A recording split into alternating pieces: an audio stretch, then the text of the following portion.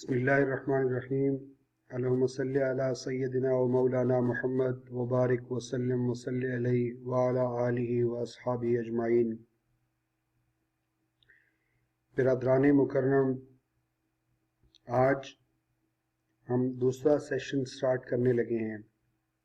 اس session میں ہم نے حرمین مقدس روانہ ہونے سے متعلق اور وہاں پہنچ کے عمرہ کی ادائیگی کے متعلق سارے معاملات دیکھنے ہیں انشاءاللہ۔ تو بسم اللہ کرتے ہیں اس دعا کے ساتھ کہ اللہ رب العزت کی ذات ہمیں تیاری کا بہترین تیاری کی توفیق دے اور ہمارے لیے سفر آسان فرمائے۔ تو برادران مکرم، سب سے پہلے ہم یہ دیکھتے ہیں کہ ہم روانگی کے لیے جب تیار ہوں گے تو ہم نے سب سے پہلے کیا دیکھنا ہے۔ یہ دیکھیے، روانگی سے متعلق سب سے پہلی چیز جس کو ہم نے دیکھنا ہے وہ ہے کہ اپنے اور اپنے ساتھیوں کے کاغذات کے حوالے سے میک شور کریں کہ ان کے کاغذات اور ان کی کاپیاں موجود ہیں ان کے پاس۔ کون کون سے کاغذات؟ ان کے پاسپورٹ کی کاپیاں، شناختی کارڈ کی کاپیاں، ٹکٹس، اس کے علاوہ اس سے متعلقہ اس سے ریلیونٹ کوئی بھی ایسے ڈاکومنٹس جو آپ کو دیے جاتے ہیں کہ یہ آپ نے سفر میں اپنے ساتھ رکھنے ہیں، وہ آپ نے ایکسٹرا سیٹ بنا کے اپنے پاس رکھنی ہے، تاکہ خدا نخواستہ کوئی ایک سیٹ آگے پیچھے ہو جائے تو آپ کے پاس متبادل سیٹ موجود ہو۔ اور یہ صرف آپ نے اپنے نہیں دیکھنے، آپ کے ساتھ جو ہمراہی ہیں ان کا بھی دیکھ لیں، میک شور کر لیں کہ ان کے پاس ان کے ڈاکومنٹس پورے ہیں اور ان کے پاس ایکسٹرا کاپیاں بھی موجود ہیں۔ اس کے بعد سامان کی چیک لسٹ کنفرم کیجئے۔ یہ دیکھیے دوسرا پوائنٹ، پہلا پوائنٹ کاغذات آپ نے چیک کیے، دوسرے پوائنٹ پہ آپ ساتھیوں کی سامان کی چیک لسٹ دیکھ رہے ہیں۔ 40 دن کے لیے آپ جا رہے ہیں تو 40 دن میں آپ نے وہاں رہنا ہے، وہاں مختلف چیزوں کی آپ کو ضرورت ہوگی، تو یہاں دیکھیے کہ کیا آپ نے جو لسٹ بنائی تھی وہ سامان پورا ہے آپ کے پاس۔ اگر کچھ سامان باقی ہے تو وہ جلدی سے خرید لیں۔ دوائیں آپ استعمال کرتے ہیں تو وہ دیکھ لیں وہ شامل ہیں یا نہیں ہیں۔ اپنا بھی سامان دیکھیں، ساتھیوں کا بھی دیکھیں۔ اگر کوئی دوائیں آپ استعمال کرتے ہیں تو ان کی استعمال کا طریقہ اپنے ساتھیوں کو بھی بتا دیں کہ یہ دوائیں کون کون سی ہیں، کیسے استعمال کی جاتی ہیں، تاکہ اگر ضرورت پڑے تو کسی اور کو پتہ ہو کہ آپ کس طریقے سے لیتے ہیں دوائیں۔ اس کے علاوہ ان دواؤں کی پرسکرپشن بھی ساتھ رکھیے ڈاکٹرز کی۔ اگر رستے میں کوئی پوچھتا ہے یہ کون سی دوائیں ہیں، آپ کیوں لیتے ہیں، تو آپ کے پاس پرسکرپشن ہو، آپ بتا سکیں گے جی یہ دوائیں ہیں اور اس وجہ سے ڈاکٹر نے ہمیں پرسکرائب کی ہوئی ہیں۔ اس کے بعد یہ تیسرا پوائنٹ دیکھیے نیچے، ضروری رابطہ نمبرز علیحدہ کاغذ پر سب کے پاس ہونے چاہیے۔ آپ کے ساتھی ان سب کے پاس علیحدہ علیحدہ پیپرز پر کچھ رابطہ نمبرز موجود ہوں۔ پاکستان میں گھر والوں کے ایک دو بندوں کے نمبر لکھ دیجئے اس کے اوپر۔ سعودی عرب میں آپ کی کوئی ریلیٹیوز، کوئی دوست، کوئی مقیم ہے مکہ مکرمہ میں یا مدینہ منورہ میں، ان کا نام لکھ دیجئے، ان کے نمبر لکھ دیجئے، اور ساتھ ایک ایک لائن میں لکھ دیجئے یہ کون ہیں اور آپ کی کیا لگتے ہیں، تاکہ خدا نخواستہ ایمرجنسی کی صورت میں وہ پیپر کسی اور کے ہاتھ میں آئے تو وہ فیصلہ کر سکے کہ اس نے کس سے رابطہ کرنا ہے۔ ٹھیک ہے، اس پیپر کے اوپر اپنی بھی انفارمیشن دیجئے، ایک سائڈ پہ اپنا نام لکھیے، اپنے پاسپورٹ نمبر لکھیے، اپنا ایڈریس لکھیے، اور دوسری سائڈ پہ ہنگامی صورتحال میں جو رابطہ کرنا ہے جن لوگوں کو، ان کے نمبر لکھ دیجئے، ان کے نام لکھ دیجئے، ان کی تھوڑی سی تعریف لکھ دیجئے۔ یہ تو ہے روانگی سے پہلے کا کام۔ اس کے بعد جب آپ کا سفر سٹارٹ ہو جاتا ہے تو یہاں آ جائیے، یہاں سفر کے معاملات دیکھتے ہیں۔ آپ کا سفر سٹارٹ ہو جاتا ہے، آپ ایئرپورٹ جاتے ہیں۔ اب سب سے پہلی بات تو دیکھنے والی یہ ہے کہ آپ کی فلائٹ جو ہے وہ مدینہ کے لیے ہے یا جدہ کے لیے ہے۔ اگر تو مدینہ کے لیے ہے تو آپ کو ابھی احرام نہیں باندھنا، آپ مدینہ پہنچیں گے اور پھر جس دن مکہ روانگی ہوگی تو وہاں احرام باندھیں گے۔ اگر آپ کی فلائٹ جدہ کی ہے تو اس کا مطلب ہے آپ مکہ جا رہے ہیں، پھر آپ نے احرام باندھنا ہے۔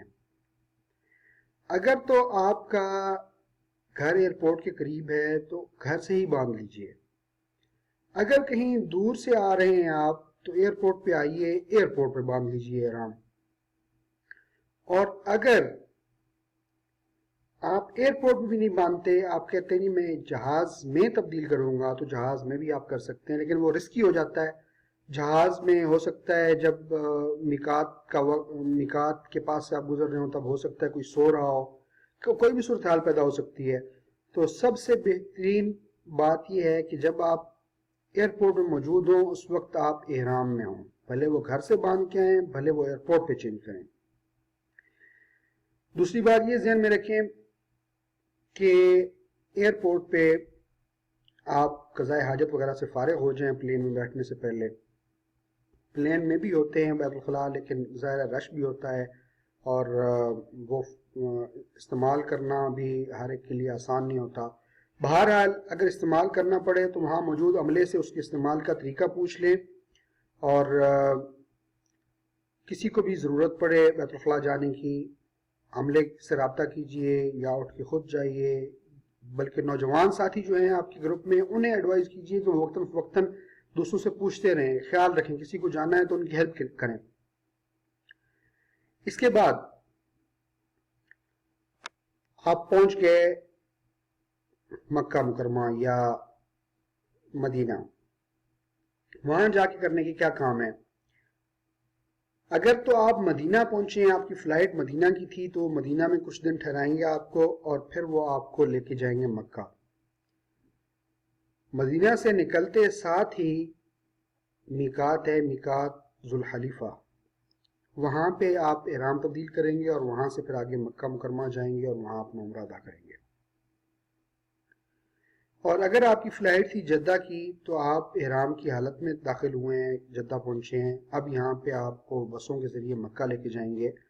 اب یہاں پہ یہ بات ذہن میں رکھیے کہ یہاں ڈیلے بھی ہو سکتا ہے، تاخیر بھی ہو سکتی ہے، بسوں کے آنے میں تاخیر ہو سکتی ہے، یا بعض اوقات یہ بھی ہوتا ہے، بہت ریئر کیسز ہم نے ایسے بھی دیکھے ہیں کہ بلڈنگز میں، عمارتوں میں بندوبست نہیں ہو پایا، جدہ فلائٹ اتری، بس میں بیٹھے حاجی تو ان کو انہوں نے ری روٹ کر دیا مدینہ کے لیے۔ وہ مدینہ میں ٹھہرے، مدینہ میں ریسٹ کیا، اگلے دن وہاں سے واپس لے کے آئے مکہ، عمرہ کروایا اور پھر مدینہ لے گئے۔ ہمیشہ نہیں ہوتا، کچھ بار ایسا ہوا ہے، لیکن بتانے کا مقصد یہ ہے کہ آپ ذہنی طور پہ خود کو تیار رکھیں۔ اگر ایسا ہوتا ہے تو اس کے لیے آپ ذہنی طور پر تیار ہوں، کسی سے لڑنا نہیں، کسی سے جھگڑنا نہیں، تعاون کرنا ہے۔ ظاہر ہے کوئی بندہ شوق سے آپ کو وہاں ری راؤٹ نہیں کرتا، مسائل ہوتے ہیں، ارینجمنٹ نہیں ہو پا رہی ہوتی، تب مجبوراً انہیں بعض اوقات کرنا پڑتا ہے ایسے۔ بہرحال جو بھی ہو، آپ نے اپنا حج بچانا ہے، آپ نے لڑائی جھگڑے میں شامل نہیں ہونا، کوئی ایسی بات نہیں کرنی جس سے آپ کا خدا نخواستہ حج عمرہ خراب ہو۔ اچھا، جب آپ مکہ مکرمہ پہنچ جائیں گے، اگر آپ سیدھا جدہ آئے، سیدھا مکہ مکرمہ پہنچے، تو بھی آپ بلڈنگ میں پہنچ گئے، آپ کو روم الاٹ ہو جائے گا۔ اب یہاں روم الاٹ ہوگا تو پھر ایک نیا مسئلہ بعض اوقات شروع ہو جاتا ہے۔ کچھ روم بڑے ہوتے ہیں، کچھ چھوٹے ہوتے ہیں، کچھ میں بڑی الماریاں، کچھ میں چھوٹی الماریاں۔ یہاں پہ بھی حاجی بعض اوقات آ کے شکوہ شکایت لے کے بیٹھ جاتے ہیں، ہاں بھئی ہمارے اتنے بندے ہیں، ہمیں یہ روم دو، یہ ایسے ہے۔ تو یہ کام نہیں کرنا۔ آپ اپنا جو گروپ ہے، آپ آپس میں کوئی ایڈجسٹمنٹ کرتے ہیں تو وہ کر لیں، لیکن اس کو وہاں پہ باقیوں کے لیے پرابلم کریٹ نہیں کرنی۔ وہاں پہ جو باقی معاونین ہوں گے ان کے لیے مسئلہ نہیں بنانا کہ نہیں یار ایسے کرو۔ اگر ہر بندہ اس طرح کے مسائل لے کے آ جائے تو پھر بہت زیادہ رش لگ جاتا ہے، بہت زیادہ ٹائم ضائع ہو جاتا ہے، اور ہر بندے کا بلڈ پریشر ہائی ہو جاتا ہے، پریشانیاں بڑھتی ہیں۔ آپ نے پریشانیوں کو کم کرنے والا بننا ہے، برداشت کرنے والا بننا ہے۔ آپ نے یہ سمجھنا ہے کہ کوئی بھی مسئلہ ہوگا میں نے وہ برداشت کرنا ہے، کسی دوسرے کی وجہ سے بھی کچھ برداشت کرنا پڑے تو برداشت کرنا ہے۔ کیوں؟ اس لیے کہ جنت کمانے جا رہے ہیں، جنت کی کچھ نہ کچھ قیمت تو ہے نا۔ تو میرے ساتھیو، وہاں جب آپ کو کمروں کی الاٹمنٹ ہوگی تب آپ عمرے پہ جانے کے لیے تیار ہو جائیے۔ عمرے پہ جانے کے لیے آپ کیسے تیار ہوں گے؟ احرام میں تو آپ آلریڈی ہیں۔ اب یہاں پہ یاد یہ رکھنا ہے، بلکہ اس سے پہلے یاد رکھنا ہے،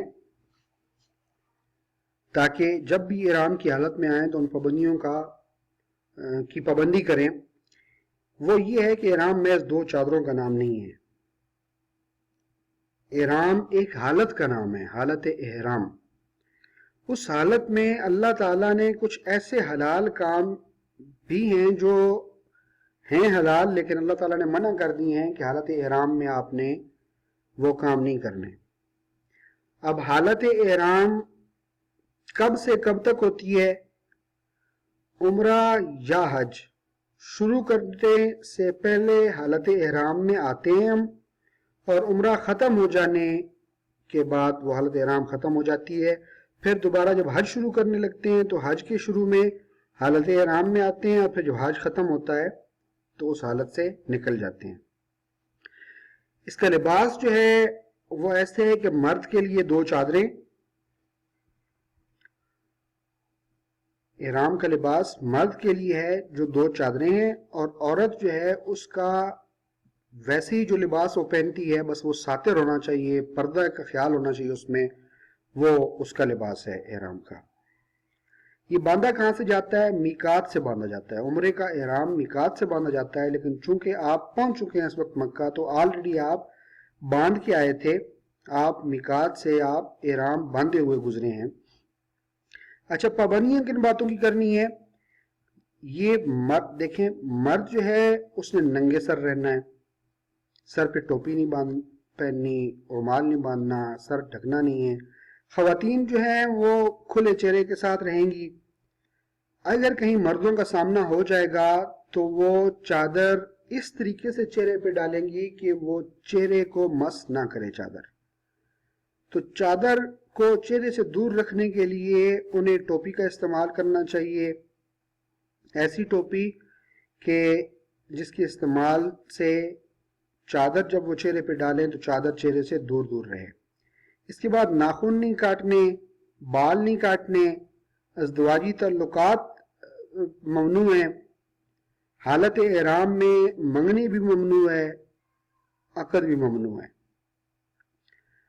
پودے نہیں اکھاڑ سکتے آپ، شکار نہیں کر سکتے، نہ شکار میں معاونت کر سکتے ہیں، پھر حدود حرم سے کچھ اٹھا بھی نہیں سکتے. اب یہ بات بڑی اہم ہے، حدود حرم سے کچھ بھی اٹھانا ممنوع ہے. باقی ساری اوپر والی جو باتیں ہیں وہ حالت احرام کے ممنوعات ہیں، لیکن یہ جو حدود حرم سے کچھ اٹھانا ہے یہ آپ حالت احرام میں نہیں بھی ہوں گے تب بھی آپ نے کچھ نہیں اٹھانا، کیونکہ دوسرا ملک ہے، وہ وہاں کی قوانین مختلف ہیں.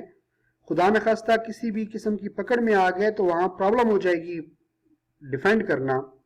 تو آپ نے کوئی بھی چیز کبھی بھی نہیں اٹھانی جو آپ کی نہیں ہے. ایون آپ کی وائف کی یا آپ کی کسی گروپ ممبر کی بھی کوئی چیز ہے تو آپ نے ان کو بلانا ہے، ان کو کہنا ہے یہ آپ کی چیز ہے، یہ اٹھا لیں.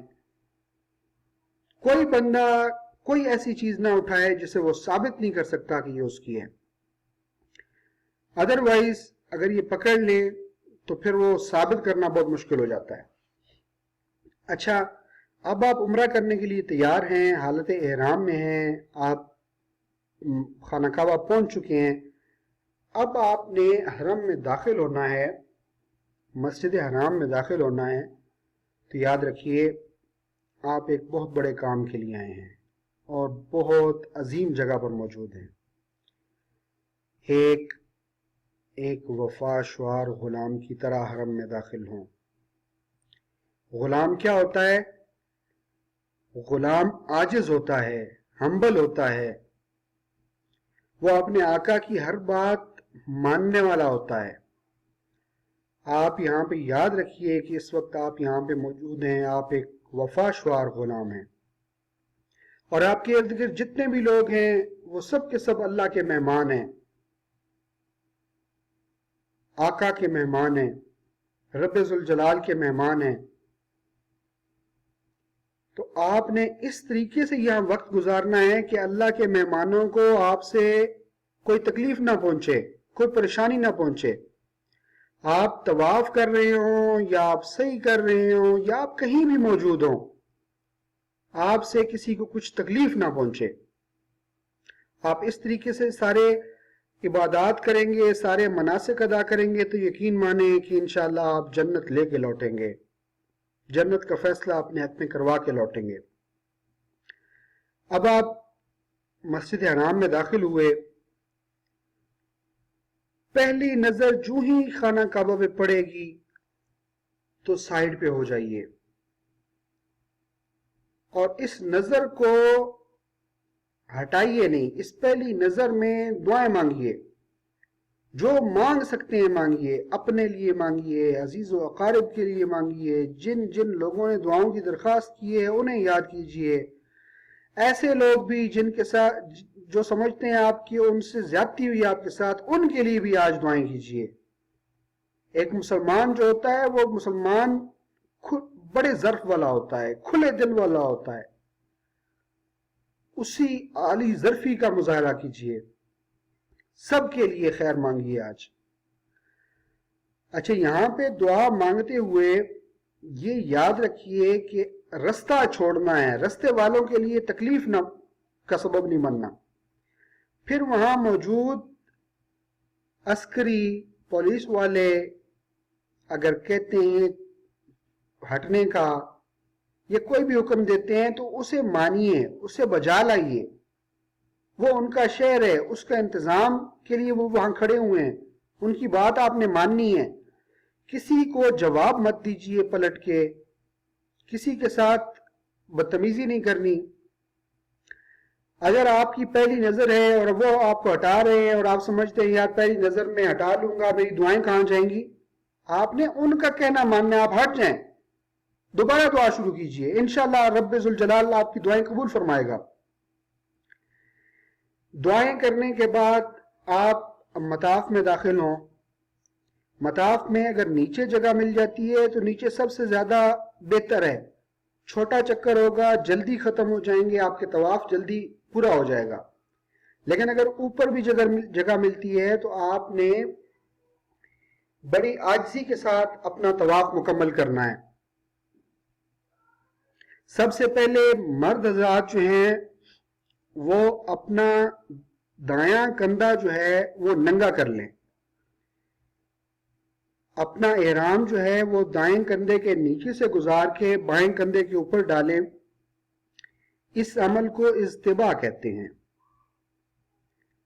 اضطباء، دایاں کندھا ننگا کرنا۔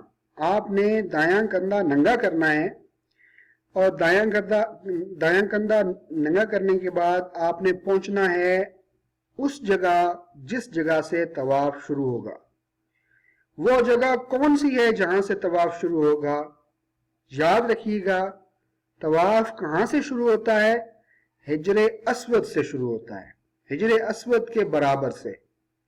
حجر اسود کا پتہ کیسے چلے گا آپ کو کہ حجر اسود کہاں ہے؟ پتہ چلانے کے لیے آپ نے خانہ کعبہ کے بالمقابل دیکھنا ہے۔ خانہ کعبہ کے بالمقابل وہ جگہیں جس کے سامنے حجر اسود ہے وہاں پہ انہوں نے سبز لائٹس لگائی ہوئی ہیں،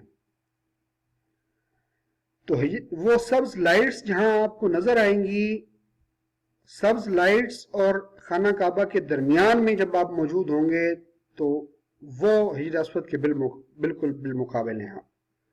وہاں سے آپ نے طواف شروع کرنا ہے اور طواف کی ابتدا کس سے ہوتی ہے؟ استلام سے ہوتی ہے، ٹھیک ہے؟ یہاں آپ نے ابتدائی استلام کرنا ہے۔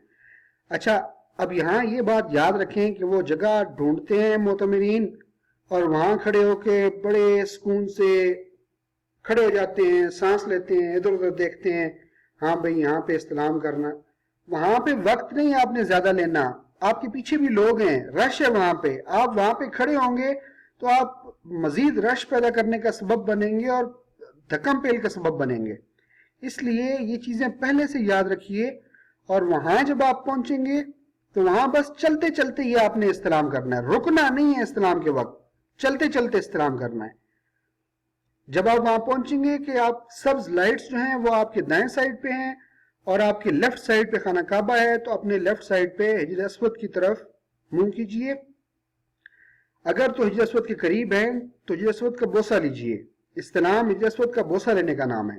اور اگر حجر اسود کے قریب نہیں ہیں، جو کہ یقیناً دور ہی ہوں گے، ان دنوں میں رش اتنا ہوتا ہے کہ بندہ دور ہی ہوتا ہے حجر اسود سے، تو اس صورت میں اپنے دونوں ہاتھ بلند کیجئے اور دونوں ہاتھ بلند کرنے کے بعد کہیے بسم اللہ اللہ اکبر. چلتے چلتے یہ کام کرنا ہے, بسم اللہ اللہ اکبر.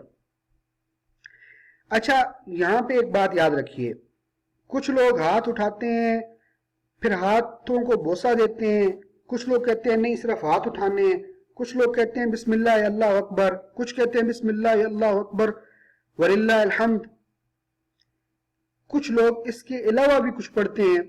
تو دیکھیے پڑھنے دیجئے, جو جیسے کرتا ہے اسے کرنے دیجئے. آپ نے کیا کرنا ہے وہ آپ اپنے استاد, اپنے مسجد کے استاد, اپنے مدرسے کے استاد, اپنے کسی ایک ایسے بندے جس پہ آپ کا عقیدہ ہے, جس سے آپ پڑھتے ہیں, جس سے آپ سمجھتے ہیں, جس سے آپ معتبر سمجھتے ہیں, اس سے سیکھیے, جیسے وہ بتائیں ویسے کیجئے. اور یہ مت سمجھیے کہ بس صرف یہی طریقہ جو انہوں نے آپ کو سکھایا ہے صرف یہی ٹھیک ہے باقی سب غلط ہے, یہ مت ذہن میں رکھیے. باقی بھی جو لوگ کر رہے ہیں ان کو کرنے دیجئے اور بڑے عزت احترام سے کرنے دیجئے. اچھا یہاں پہ آپ استلام کریں گے, استلام کے بعد آپ کا طواف شروع ہو گیا, یہ پہلا چکر ہے. یہ چکر جب پورا ہوگا دوبارہ جب آپ سبز لائٹ پر پہنچیں گے تو پھر آپ دوسرا استلام کریں گے. یہ دوسرا استلام پہلے طواف کا اختتام ہوگا, پہلے چکر کا اختتام. اسی طریقے سے آپ 7 چکر پورے کریں گے تو چکر 7 ہو جائیں گے اور استلام 8واں ہوگا. جب ختم ہوگا طواف آپ کا تو اس وقت آپ کا 8واں استلام ہوگا. 8واں استلام کر کے آپ نے سائڈ پہ ہونا ہے. اچھا اس سے پہلے ہم یہاں یہ بھی دیکھ لیتے ہیں کہ جو چکر لگائیں گے ان چکروں کے درمیان میں پڑھنا کیا ہے. حضرت اچھا اگر تو آپ کے لیے عربک پڑھنا مسئلہ نہیں ہے, دشواری نہیں ہے, تو ایک کتابچہ لے لیجئے عمرہ کا اور حج کا, اس میں جو دعائیں لکھی ہوئی ہیں وہ یاد کر لیجئے اور وہ پڑھیے. لیکن اگر آپ روانی نہیں رکھتے عربک میں تو آپ اپنی زبان میں پڑھیے, کچھ بھی پڑھیے, دعائیں کیجئے. جو عربک میں دعائیں پہلے یاد ہیں ان کو پڑھیے, ثنا حمد و ثنا پڑھیے, ٹھیک ہے.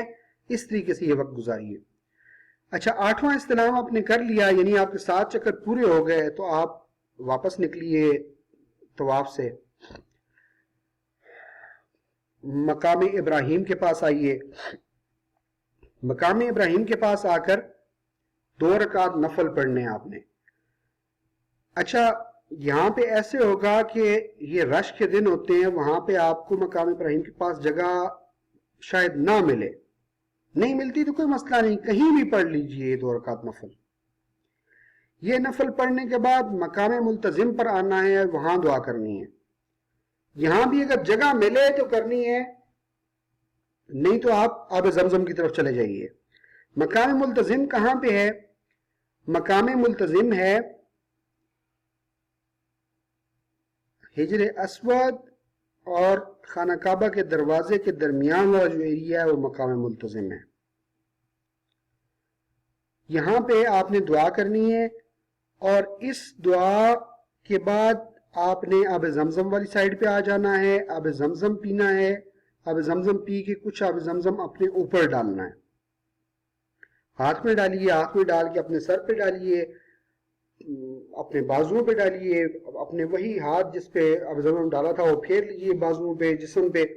اچھا ایک بات یہاں پہ رہ گئی ہے, یہاں جب ہم نے طواف شروع کرنے کا بتایا تھا نا, وہاں استوا کا ذکر کیا تھا کہ اپنا سیدھا کندھا ننگا رکھ لیں.